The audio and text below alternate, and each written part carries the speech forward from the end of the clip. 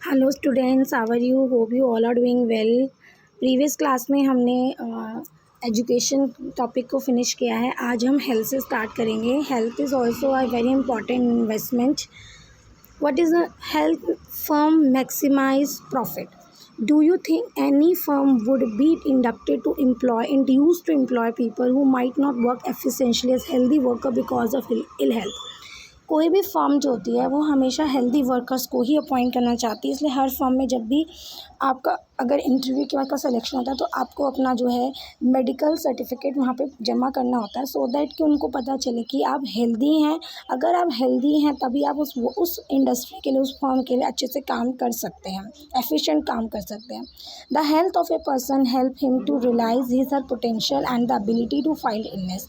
क्योंकि अगर एक पर्सन की हेल्थ ही वो चीज़ होती है जो उसको उसकी एबिलिटी को समझने में, उसको अपने पोटेंशियल को समझने में हेल्प करती है और साथ ही साथ इलनेस से बचाती है, बीमारी से भी उसको दूर रखती है।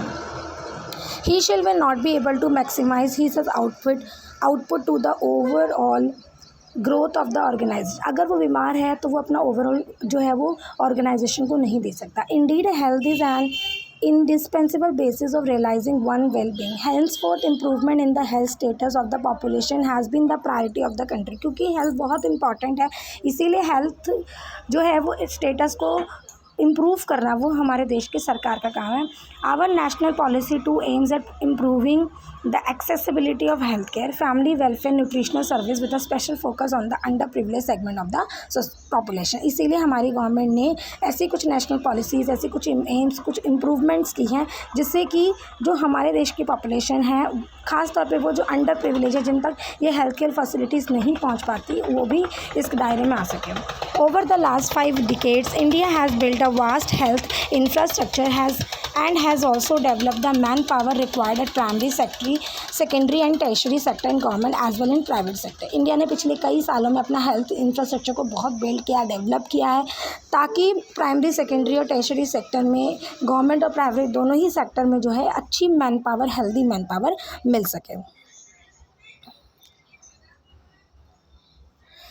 There are many places in India which do not have even these basic facilities. India में कई ऐसी जगह हैं जहाँ पर आपको बेसिक फैसिलिटीज़ नहीं मिल पाएंगी। There are only 381 medical colleges in the country. हमारे देश में सिर्फ 381 मेडिकल कॉलेज हैं, 301 डेंटल कॉलेज हैं। Just 4 state like Andhra Pradesh, Karnataka, Maharashtra and Tamil Nadu have the maximum number of colleges. और जितने भी मेडिकल कॉलेजेस में सबसे ज़्यादा मेडिकल कॉलेज आंध्र प्रदेश, कर्नाटक, महाराष्ट्र और तमिलनाडु में। तो अभी भी हमारे देश में हेल्थ फैसिलिटीज़ को इम्प्रूव करने की बहुत ज़्यादा ज़रूरत है।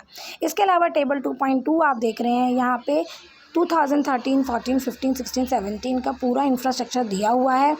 सबसे पहला जो कॉलम है वो SC, PSC और CHC के लिए है, ठीक है। SC, PSC, CHC के लिए है। SC का मतलब सब सेंटर, PSC का मतलब प्राइमरी हेल्थ सेंटर, CHC का मतलब होता है कम्युनिटी हेल्थ सेंटर। सेकेंड जो कॉलम है वो है डिस्पेंसरीज और हॉस्पिटल, पहले कितने थे अब कितने हैं। बेड्स, गवर्नमेंट बेड्स कितने हैं, रजिस्टर्ड डॉक्टर मेडिकल काउंसिल में कितने हैं, nursing personnel, ANM, auxiliary nurse, हाइड्रेट्स, देन RN का मतलब होता है RM का मतलब होता है registered nurses and registered midwives, and LHV का मतलब होता है लेडी हेल्थ विजिटर्स। तो ये जो सिस्टम है ये इंडिया में, हालांकि इंडिया में बहुत ज़्यादा इंप्रूवमेंट है हेल्थ के स्टेटस में, हमारी जो लाइफ एक्सपेक्टेंसी है वो भी काफ़ी बढ़ गई है, लेकिन अभी भी सुधार की गुंजाइशें हैं, क्योंकि अभी भी हम देख रहे हैं कि जो बेसिक फैसिलिटीज़ हैं वो कई दूर दराज के इलाकों में देखने को नहीं मिलती हैं। तो आज इतना ही पढ़ेंगे, इस टॉपिक को आज आप कंप्लीट करेंगे, घर में नोट्स बनाएंगे। कल हम इस चैप्टर का अनएम्प्लॉयमेंट वाला टॉपिक पढ़ के कल इस चैप्टर को फिनिश करेंगे।